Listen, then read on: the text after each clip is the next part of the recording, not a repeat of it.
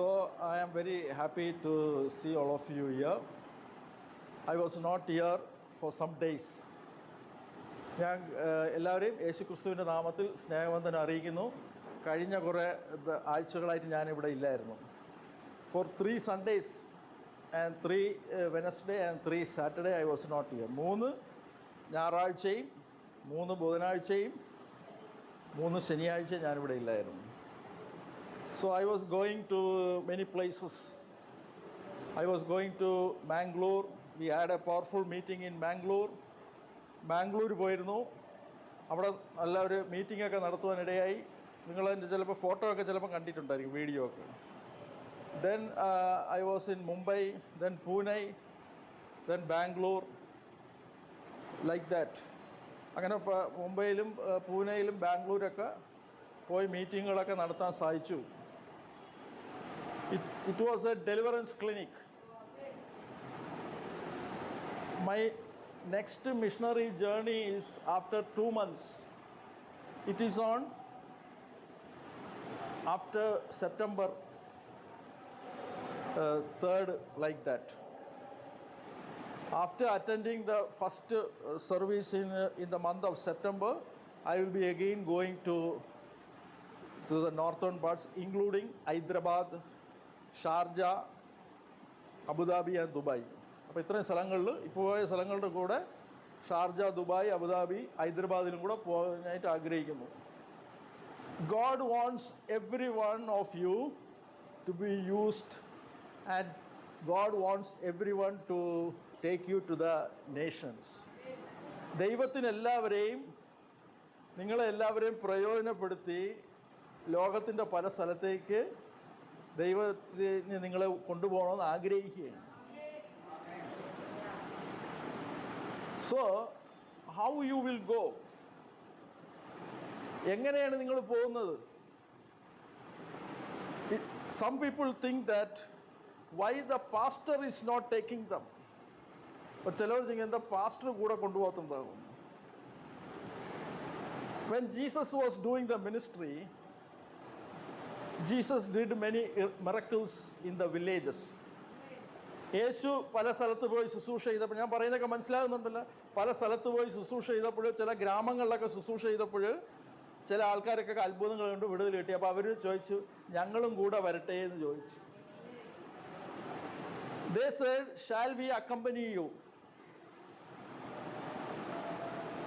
They saw the miracles that Jesus was doing and they said, shall we follow you? അങ്ങനെ ഒരു വചനം എത്ര പേര് കേട്ടിട്ടുണ്ട്? What Jesus said? എന്താ യേശു പറഞ്ഞത്? You go and testify in your town. നിങ്ങൾക്ക് വിടുതൽ തന്നത് നിങ്ങളുടെ ദേശത്ത് പോയി നിങ്ങൾ സാക്ഷ്യപ്പെടുത്തുക. So the first requirement to be used by God is you have to testify in your own place. ദൈവമാണ് ഒരാളെ കൊണ്ടുപോകുന്നത്. എത്ര പേർക്ക് മനസ്സിലായി? വല്ലം പിടികിട്ടിയ? If you want to be used by God, you have to tell others how God delivered you from all the problems.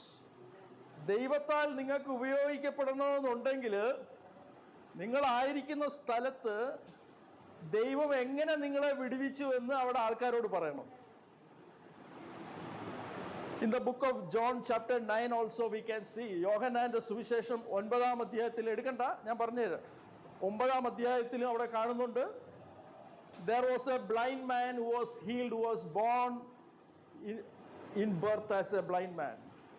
ജന്മന അന്ധനായ ഒരു കുരുടനായ ഒരു മനുഷ്യനെ യേശു സൗഖ്യമാക്കിയത് യോഹന്നാന്റെ സുവിശേഷം 9-ാം അധ്യായത്തിൽ കണ്ടു. When Jesus healed him,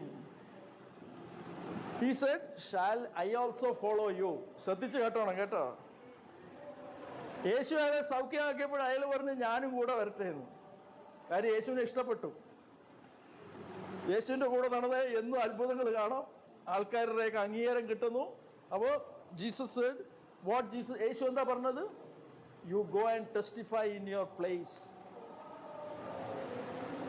If you want to be used by God, You should be known in your place as a servant of God or a disciple of God.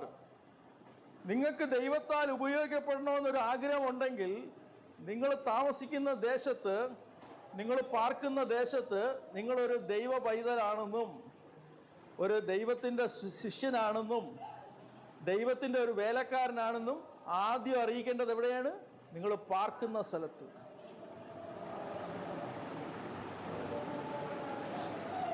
And one man said, "Shall I follow you?" ഒരാൾ പറഞ്ഞു ഞാനും വരട്ടെ എന്ന് പറഞ്ഞു. അപ്പോൾ യേശു എന്താ പറഞ്ഞത്? Jesus said, "You come." ഉടൻ തന്നെ വരാൻ പറഞ്ഞു. But he said, "I cannot come now. I want to bury my father." എനിക്ക് ഇന്ന് വരാൻ പറ്റത്തില്ല, എനിക്ക് എൻ്റെ പിതാവിനെ അടക്കണമെന്ന് പറഞ്ഞു. എത്ര പേർക്ക് മനസ്സിലായി? It is the right of a person to bury his father. It is the right of a son to bury his father. ഒരു പിതാവ്, മകൻ്റെ അവകാശമാണ് തൻ്റെ പിതാവിനെ അടക്കുന്നത്. You may have many rights.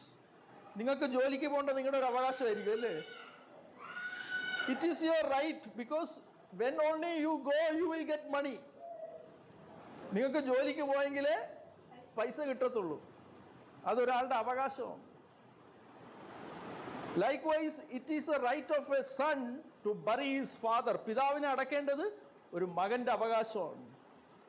പക്ഷെ യേശു എന്താ പറഞ്ഞത്? Let the dead go and bury. മരിച്ചവർ പോയി മരിച്ചവർ അടക്കട്ടെ. So, this serving the Lord is trusting in the Lord and submitting yourself completely in the hands of God. എത്ര പേർക്ക് മനസ്സിലായി? ദൈവവേല ചെയ്യണമെങ്കിൽ എല്ലാവർക്കും ചെയ്യാൻ പറ്റത്തില്ല. വല്ലതും പിടികിട്ടിയെന്ന് അറിയത്തില്ല. If you want to serve the Lord, you have to trust in the Lord. ദൈവത്തിൽ തന്നെ നിങ്ങളുടെ പൂർണ്ണ ആശ്രയം വെച്ചെങ്കിലേ നിങ്ങൾക്ക് ദൈവവേല ചെയ്യാൻ പറ്റത്തുള്ളൂ. You cannot say a condition and serve the Lord. ഒരു കണ്ടീഷൻ പറഞ്ഞുകൊണ്ട് നിങ്ങൾക്ക് ദൈവവേല ചെയ്യാൻ പറ്റത്തില്ല. Peter was called by Jesus. പത്രോസിനെ അപ്പോൾ തന്നെ വിളിച്ചു.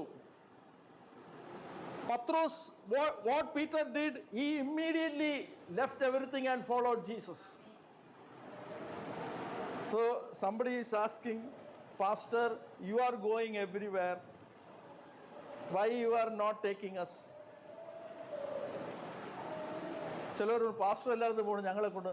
One day I will become a martyr for the sake of Christ. ഞാൻ ഒരു ദിവസം യേശുവിന് വേണ്ടി രക്തസാക്ഷിയാവും. Praise the Lord.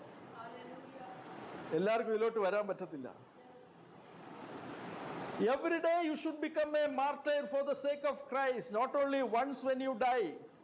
എന്തെങ്കിലും ഒരിക്കൽ മരിക്കുന്ന കാര്യം മാത്രമല്ല, ജീവിച്ചിരിക്കുന്ന ഞങ്ങൾ യേശു നിമിത്തം എപ്പോഴും മരണത്തിന് ഏൽപ്പിക്കുന്നു.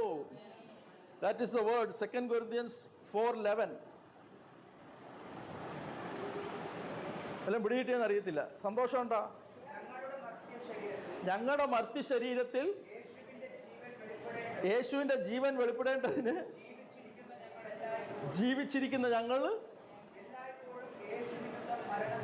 So when we are living, we have to carry the dying of Jesus always in our body in order to have the life of Jesus. അപ്പോൾ ആരെയാ ദൈവത്താൽ ഉപയോഗിക്കപ്പെടുന്നത്? യേശുവിൻ്റെ ജീവൻ വേണം ശരീരത്തിൽ. നിങ്ങൾക്ക് ദൈവത്താൽ ഉപയോഗിക്കപ്പെടണമെങ്കിൽ യേശുവിൻ്റെ ജീവൻ നിങ്ങളുടെ ശരീരത്തുണ്ടെങ്കിൽ യേശുവാണ് നിങ്ങളെ ഉപയോഗിക്കുന്നത്. It is Jesus who is appointing you for the ministry. എത്ര പേർക്ക് മനസ്സിലായി? It is Jesus who is taking you for the ministry. യേശുവാണ് നിങ്ങളെ ഒരു ശുശ്രൂഷയെ കൊണ്ടുപോകുന്നത്. വല്ലം പിടികിട്ടിയാ? അതിനപ്പോൾ എന്താ വേണ്ടത്? You should have the life of Jesus. How to get the life of Jesus? You have to die for Jesus every day. യേശുവിന് വേണ്ടി അനുദിനം മരിച്ചുകൊണ്ടേയിരിക്കണം.